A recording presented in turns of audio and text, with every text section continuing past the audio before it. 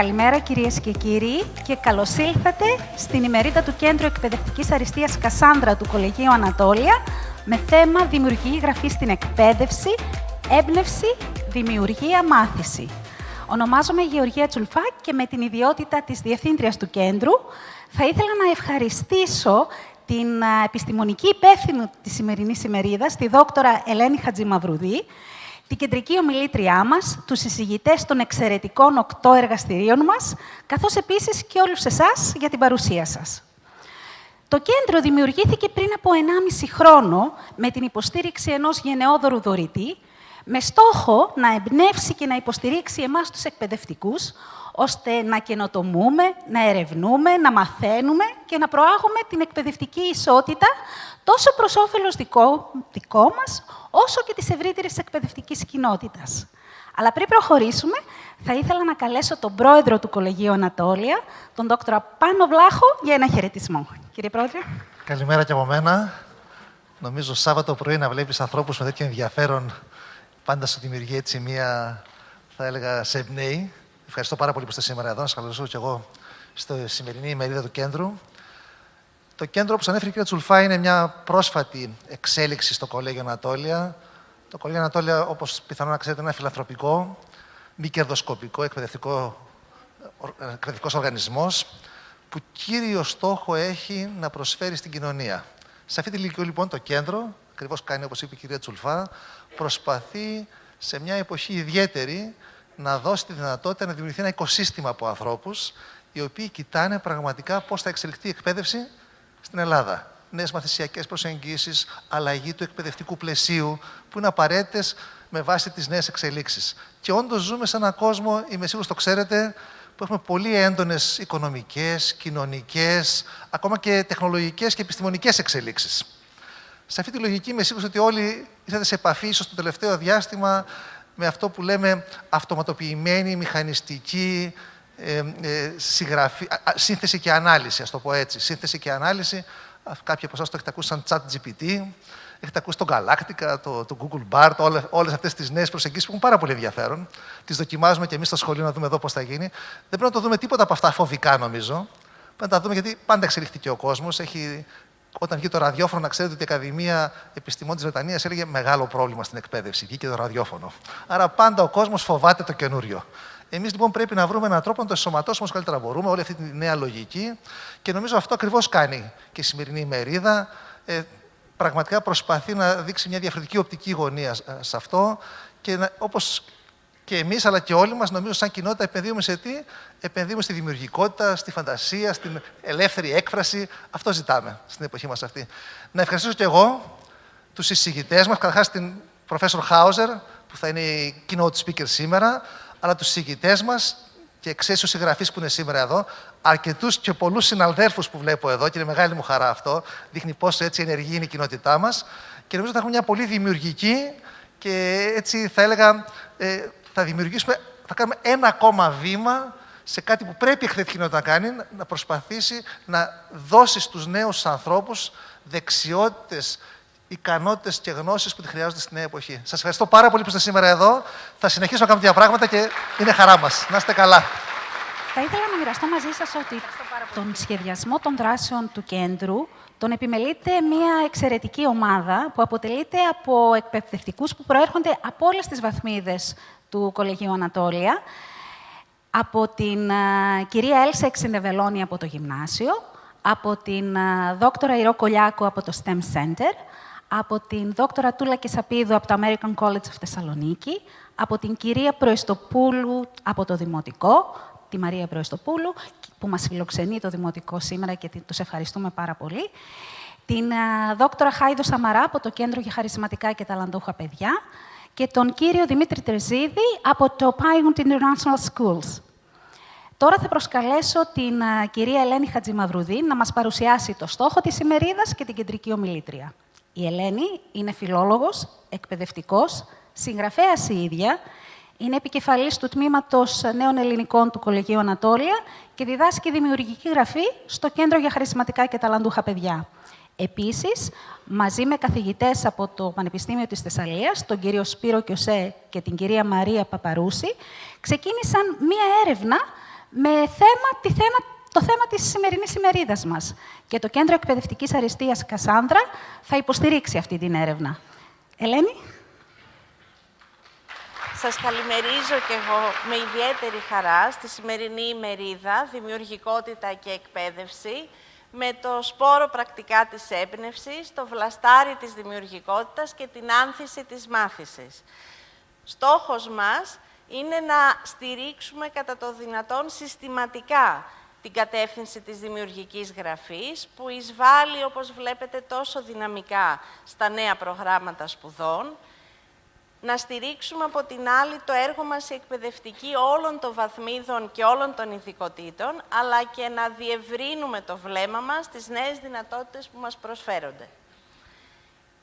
Η δημιουργικότητα την εποχή της τεχνητής νοημοσύνης αποκτά, όπως ήδη ακούσατε, νέα έννοια και νέα σημασία, καθώς προβάλλεται μεταξύ των δεξιοτήτων και εννοείται σε συνεργασία με αυτές. Η σημασία της δημιουργικής γραφής είναι συνυφασμένη με τη λογοτεχνία. Από την άλλη όμως, μπορεί να προσφέρει ένα πλαίσιο για την καλύτερη κατανόηση και να στηρίξει ποικιλότροπα τη μάθηση και στις θετικές επιστήμες. Γι' αυτό το λόγο συμπεριλαμβάνουμε σήμερα και εργαστήριο για τη δημιουργική γραφή στα μαθήματα STEAM. Όλοι όσοι είμαστε σήμερα εδώ, μοιραζόμαστε ένα κοινό όραμα. Ένα μαθητή με ισχυρή κριτική δημιουργική σκέψη, με οξυμένη περιέργεια που ερευνά και μαθαίνει, που διαθέτει παράλληλα ενσυναίσθηση και αντιμετωπίζει με αγάπη τον συνάνθρωπό του, με τον οποίο συνεργάζεται και συμπορεύεται, ετοιμάζοντας ένα καλύτερο μέλλον. Ένα μαθητή που έχει πολλή δουλειά μπροστά του και θέλουμε να την αγαπήσει τη δουλειά αυτή. Η αρχαιοελληνική παράδοση συνιστά σαφώς μία πρόκληση από την οπτική αυτή. Για το σκοπό αυτό, η κεντρική ομιλήτρια, η Dr. Emily Hauser, καθηγήτρια κλασικής φιλολογίας στο Πανεπιστήμιο του Exeter, με ερευνητικά ενδιαφέροντα σχετικά με το φύλο, την ποιητική, την πρόσληψη της αρχαιοελληνικής γραμματείας και με έμφαση στη δημιουργικότητα, συγγραφέας η ίδια με 3 ιστορικά μυθιστορήματα στο ενεργητικό της, θα μας μοιήσει στη δημιουργική γραφή ως προοπτική και μέλλον για το μάθημα της των αρχαίων ελληνικών, αλλά και με γόνιμες προεκτάσεις και στα άλλα μαθήματα. Dr. Hauser, good morning.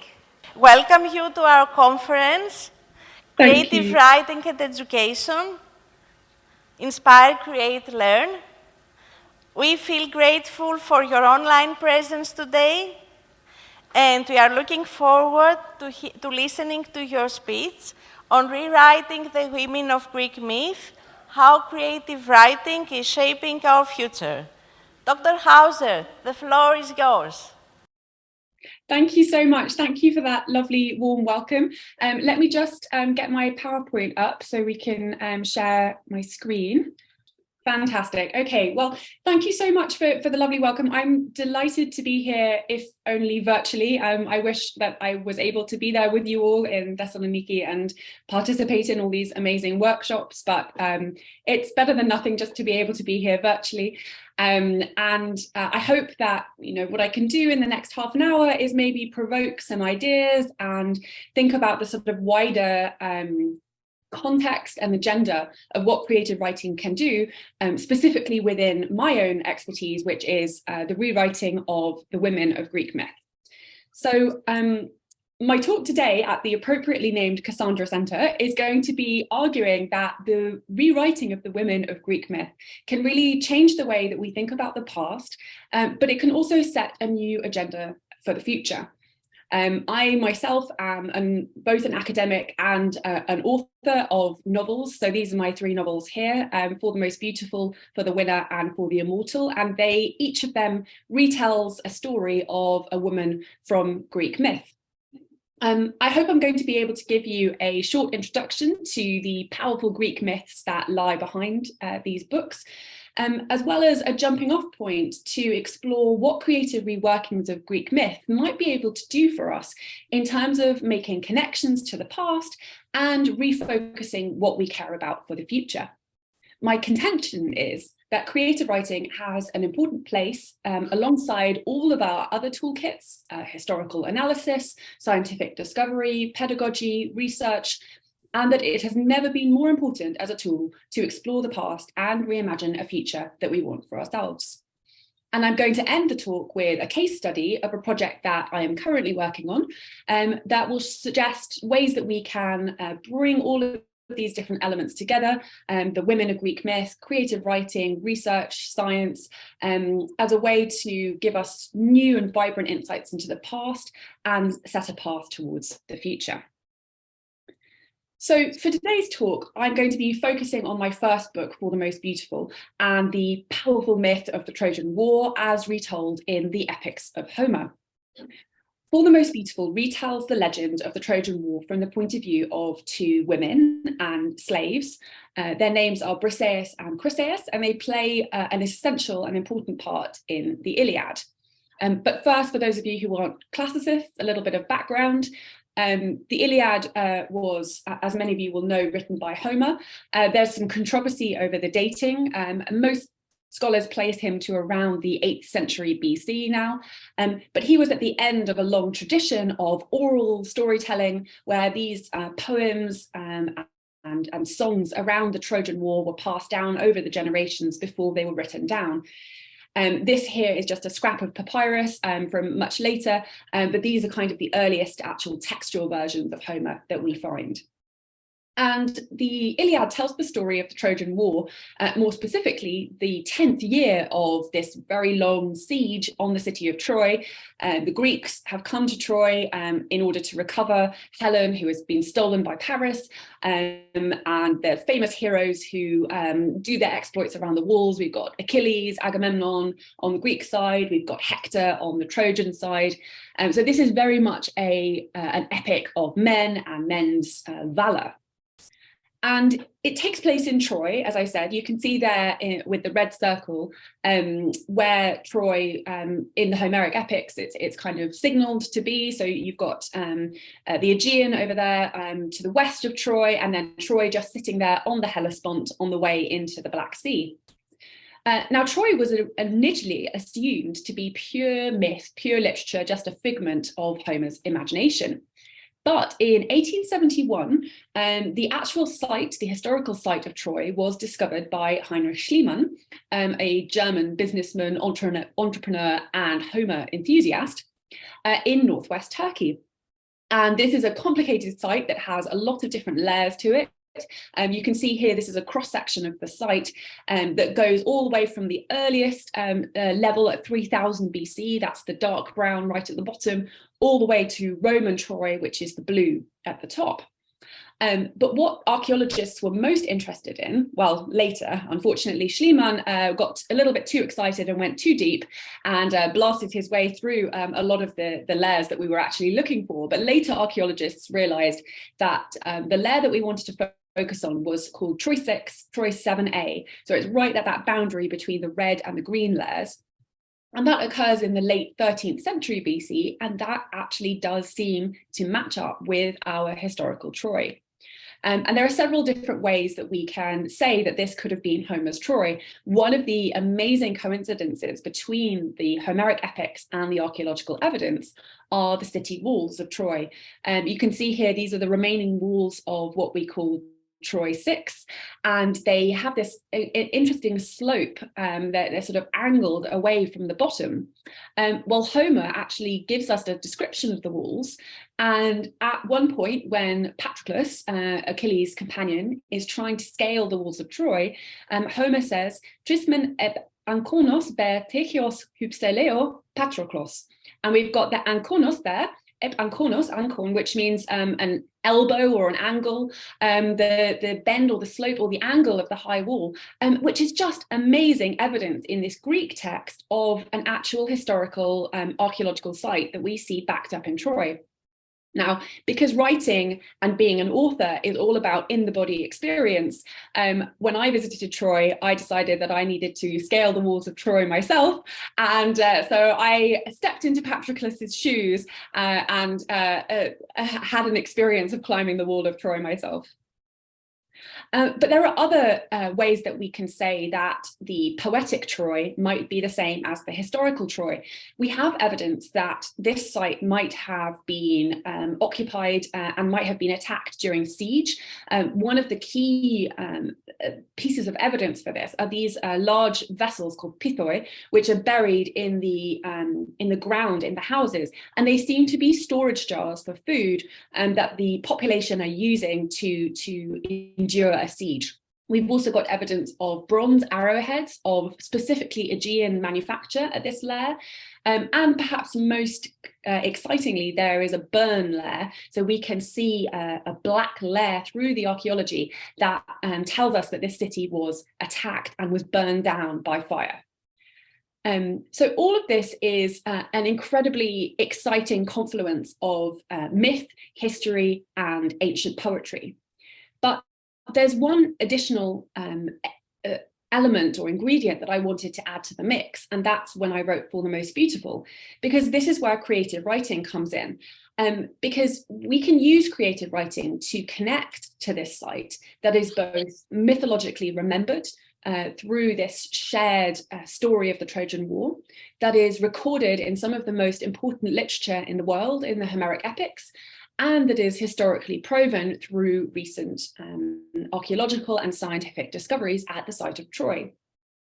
So what I would argue that the most important thing that creative writing can do to intervene in this incredible site is to give us insight into figures that we don't find recorded in the myth, in the texts, or in the archaeology. Because as amazing as the site of Troy is, as incredible as Homer's epics are, they don't show us the invisible lives of figures like women and slaves, who we just can't find in the archaeology, and who Homer, because he was writing at a time where epic was seen as being a concern for men, and it was concerned with men's deeds and men's glory, women fade into the background.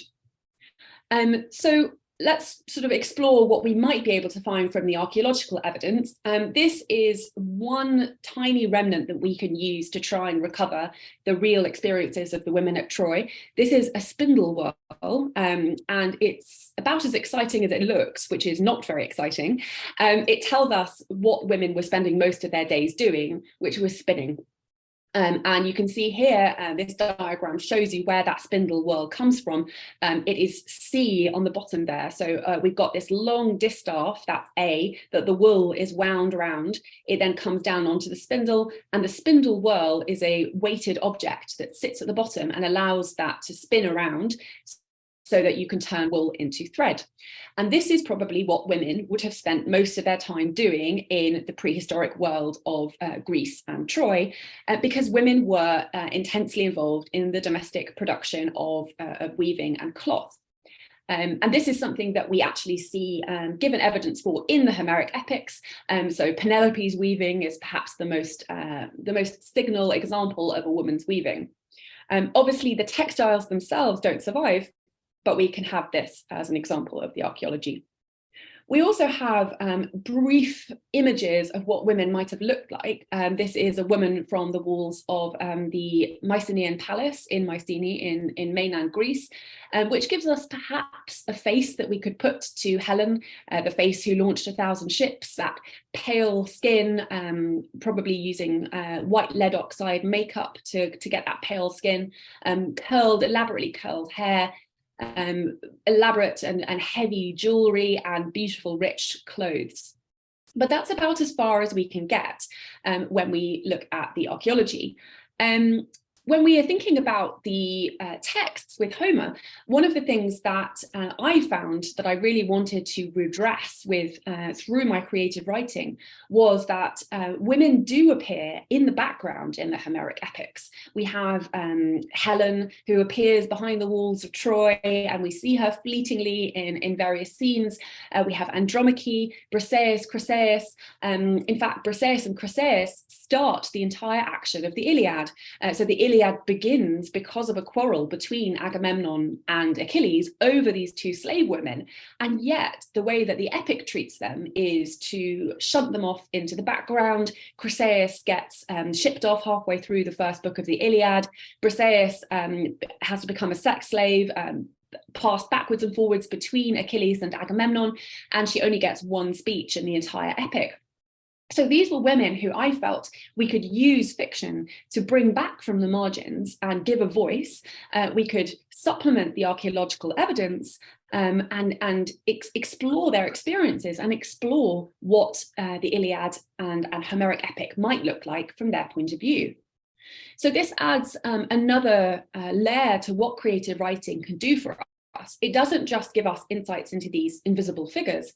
It's also a hybrid form that bridges history and fiction through the medium of historical fiction, that enables us to connect what we do know about history and then flesh out these moments that we don't see represented in the male author texts by adding character and perspective to give a three-dimensional world to these lost women.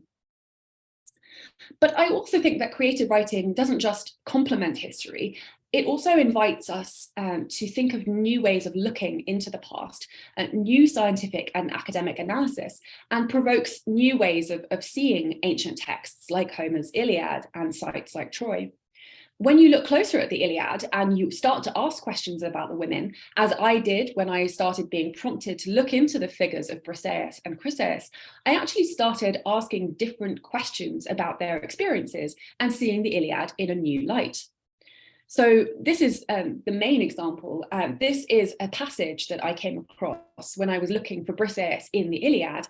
And this is in book 2 of the epic. It's kind of sandwiched in the middle of the catalogue of the ships, which I don't know if any of you have ever had the misfortune to read it, but it's a very long catalogue of all of the ships that came from across Greece. And it's a bit of a pause in the epic. And often scholars tend to skate over it, or they tend to use it as an example of ethnographic evidence of where the Greeks came from, which is interesting in its own right. But this passage is particularly key for us in our search for Briseis, because we hear more about her backstory. So we have noble Achilles resting idle among the ships, filled with his wrath because of fair Briseis. That's because Agamemnon has taken Briseis from him, whom he had won by his exploits at Lyrnessus, razing it and storming Thebe's wall, slaughtering Mynes and Epistrophus. Again, this sounds it's quite easy to skate over this kind of text as just a list of names, but this is actually giving us key evidence for what we can use fiction then to flesh out Briseis's actual story. We find out that she was a captive from Lyrnessus. This is a city in the Troad, just around Troy. That she was, we know from later texts that she was married to Mynes, and that Achilles actually killed her husband, and then that she was taken by Achilles and had to become his slave in the Greek camp. So suddenly we start to see a completely different angle on the Iliad, where women are prizes in war, where their menfolk get slaughtered by the enemy, and they then have to engage in forced sex with their captors. And suddenly, to me, that turned the Iliad 180 degrees on its axis, and it started to be a lot less about the themes that we always talk about when we interpret the poem, Achilles' search for glory, the problem of mortality and heroism, and it starts becoming a lot more about the real, tangible, very tragic and real experience of these women. So if we turn back to the additional elements that this kind of proposes for what creative writing can do for us, it deepens our understanding of the ancient literature and the mythology. When we take a position from creative writing and we start to think creatively, we go back to tales that we thought we knew and we see them in new ways. It also gives a voice and agency to characters that normally weren't deemed important. It puts them into the foreground, and it extracts figures from literature and enables them to speak again, especially in the case of the women. But it also, and this is something I'm particularly interested in, rewrites and questions history. It asks, does history always have to be how it's being told?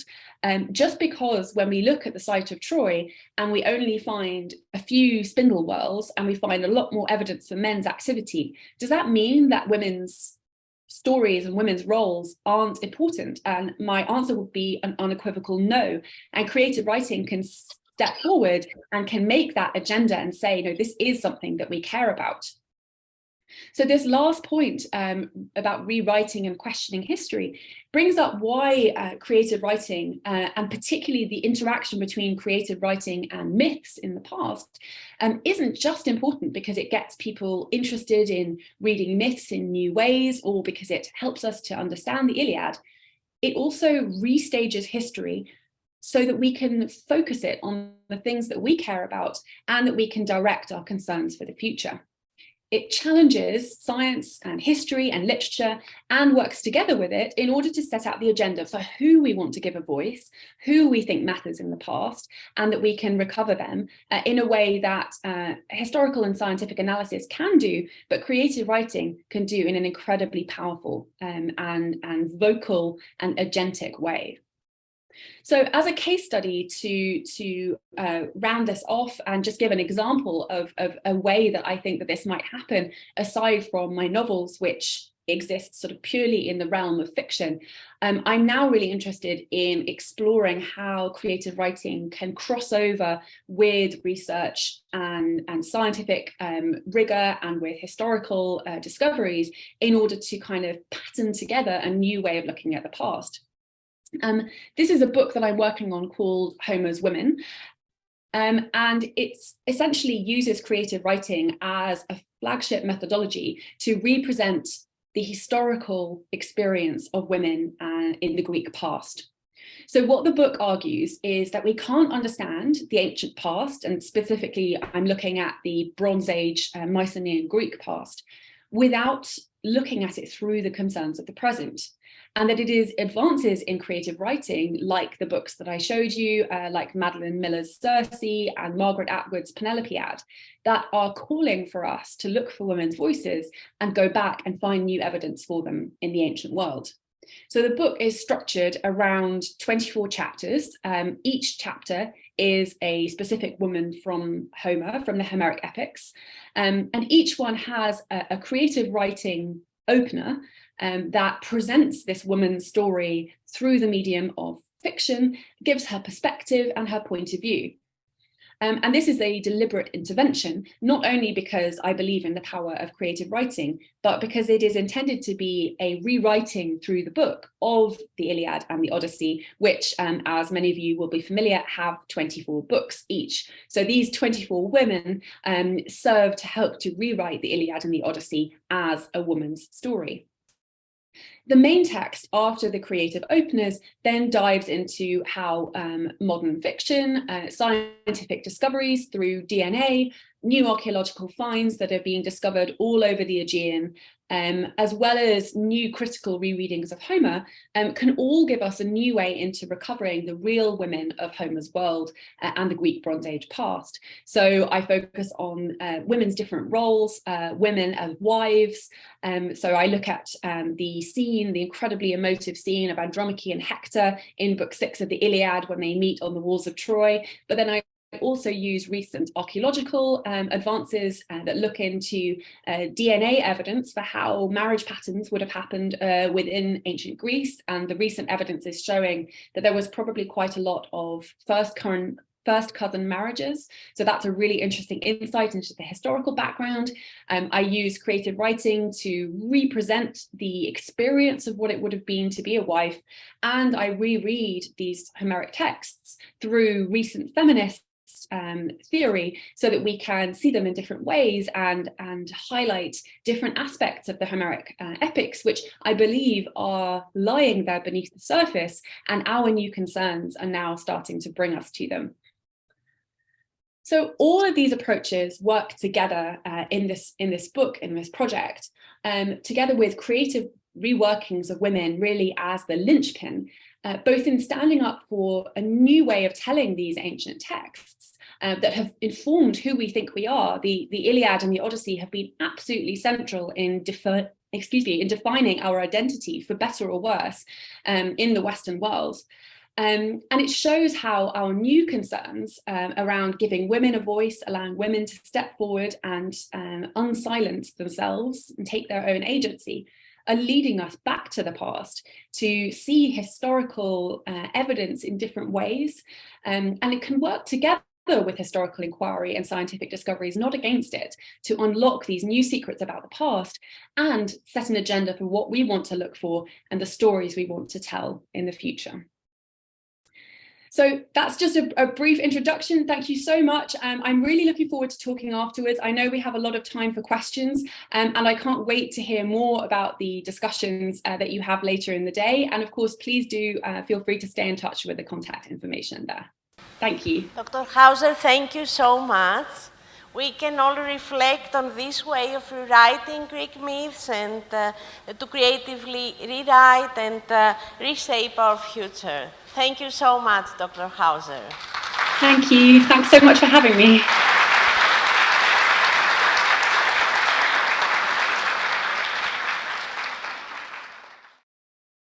Να προσκαλέσουμε τον κύριο Σπύρο Κιωσέ, αναπληρωτή καθηγητή θεωρίας της λογοτεχνίας και δημιουργικής γραφής στο Πανεπιστήμιο Θεσσαλίας, ποιητή και πεζογράφο, να μας παρουσιάσει την έρευνα που συνδέεται άμεσα με τη σημερινή μας ημερίδα.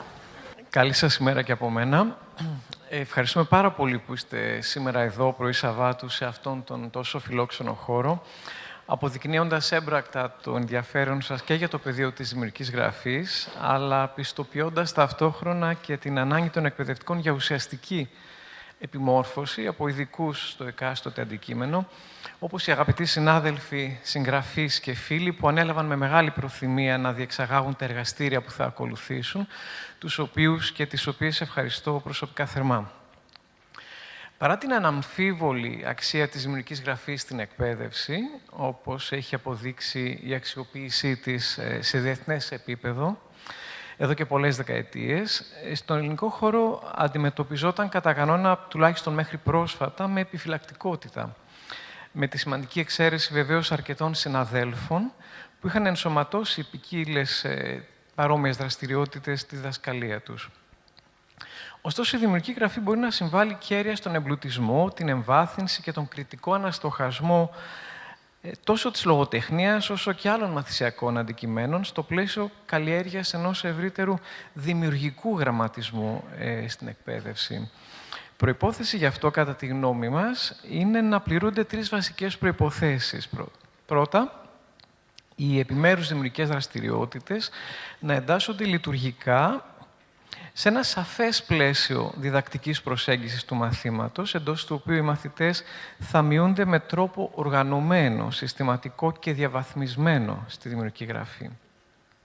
Έπειτα, να γίνει απολύτως κατανοητό από τους άμεσα εμπλεκόμενους, διδασκομένους αλλά και διδάσκοντες, το τι είναι η δημιουργική γραφή, σε τι στοχεύει και πώς μπορεί να αξιοποιηθεί με τον πιο αποτελεσματικό τρόπο στην εκπαιδευτική διαδικασία. Με άλλα λόγια, τι μπορεί να κάνει η δημιουργική γραφή και τι δεν μπορεί να κάνει για μας και τους μαθητές μας.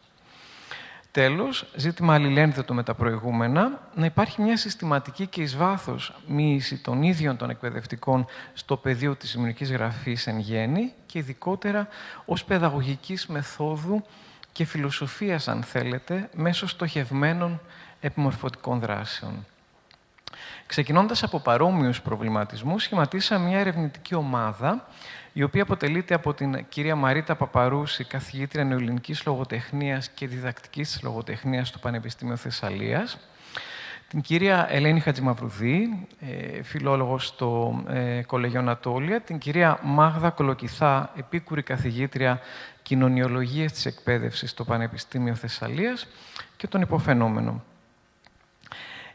Οι στόχοι της έρευνάς μας, η οποία στηρίζεται από το Cassandra Center for Educational Excellence του Κολεγίου Ανατόλια, το οποίο ευχαριστούμε πολύ γι' αυτό, περιλαμβάνουν μεταξύ άλλων τα εξής. Την καταγραφή των στάσεων των εκπαιδευτικών πρωτοβάθμιας και δευτεροβάθμιας εκπαίδευσης όλων των ειδικοτήτων ως προς τη δημιουργική γραφή, καθώς και των στρατηγικών, των στόχων, των μεθόδων διδασκαλίας και των επιμέρους χαρακτηριστικών των δραστηριοτήτων δημιουργικής γραφής που ήδη αξιοποιούνται στα σχολεία, στο επίσημο και στο ανεπίσημο αναλυτικό πρόγραμμα. Την εξέταση της φύσης των δραστηριοτήτων δημιουργικής γραφής που προβλέπονται στα νέα προγράμματα σπουδών και του τρόπου με τον οποίο μπορούν να υλοποιηθούν ως διδακτική πρακτική. τη διερεύνηση μεθόδων και πρακτικών αξιοποίησης της δημιουργικής γραφής σε εκπαιδευτικά περιβάλλοντα του εξωτερικού, τον εντοπισμό των ειδικότερων εκπαιδευτικών αναγκών, όπως επιμορφωτικά σεμινάρια, δειγματικές διδασκαλίες, σενάρια κλπ. Και βεβαίως τη διάχυση καλών πρακτικών και ευρύτερα των συμπερασμάτων της έρευνάς μας, καθώς και την οργάνωση δράσεων όπως η σημερινή, που αφορούν την ενίσχυση της αξιοποίησης της δημιουργικής γραφής στην εκπαίδευση.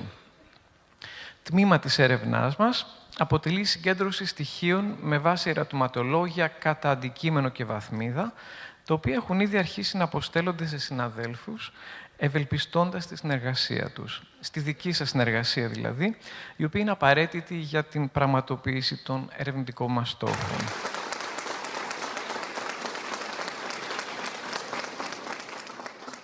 Μπορούμε να παρουσιάσουμε το πρόγραμμα των εργαστηρίων που ακολουθούν στη συνέχεια, ξεκινώντας από το πρώτο μας εργαστήριο, που αφορά τη δημιουργική γραφή στην πρωτοβάθμια εκπαίδευση, με εισηγήτρια την κυρία Τασούλα Τσιλιμένη. Το εργαστήριο αυτό επικεντρώνεται στην πολύπτυχη αξιοποίηση της δημιουργικής γραφής στην πρωτοβάθμια εκπαίδευση, μέσα από ποικίλες δραστηριότητες που μπορούν να αποτελέσουν και αφετηρία για την εφαρμογή ανάλογων πρακτικών σε διάφορα άλλα μαθησιακά περιβάλλοντα. Καλημέρα και από μένα. Ένα ακόμα εργαστήριο είναι η Δημιουργική Γραφή και Πεζός Λόγος. Η συγγήτρια είναι η Δόκτωρ Σοφία Ιακωβίδου. Είναι αναπληρώτρια καθηγήτρια νεοελληνικής λογοτεχνίας στο Δημοκρίτιο Πανεπιστήμιο Θράκης. Το εργαστήριο θα επικεντρωθεί στα διαφορετικά στάδια από τα οποία διέρχεται κανείς διαβάζοντας, δείχνοντας ότι αντιστοιχούν σε εκείνα που επίσης διέρχεται κανείς γράφοντας. Το εργαστήριο θα πραγματοποιηθεί στην αίθουσα 108. Το τρίτο εργαστήριο, από τα 10 άνθη της πορτοκαλιάς, ένα στα 10 δεν είναι πορτοκάλι. Ποίηση είναι η 9 μικρή αυτή θάνατη, με εισηγήτρια την κυρία Χλόη Κουτσουμπέλη. Η κυρία Κουτσουμπέλη είναι συγγραφέας, μέλος του κύκλου ποιητών της Εταιρείας Συγγραφέων και αντιπρόεδρος της Εταιρείας Λογοτεχνών Θεσσαλονίκης.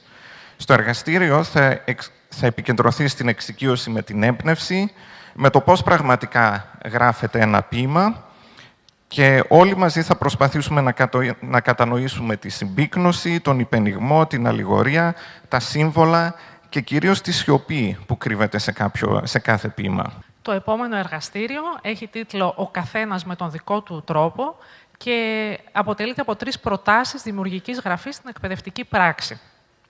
Οι συγγητές είναι ο Δόκτωρ Λέων Νάρ, ο κύριος Τάσος Γκέντζος και η κυρία Αλεξία Σερίδου. Η κυρία Σερίδου είναι συγγραφέας και διδάσκει στο Κολέγιο Ανατόλια. Ο κύριος Γκέντζος είναι συγγραφέας, επιμελητής εκδοτικούς οίκους, εισηγητής σεμιναρίων δημιουργικής γραφής και αρθογράφος. Διδάσκει επίσης στο Κολέγιο Ανατόλια. Το εργαστήριο αυτό αποτελείται από 3 μέρη.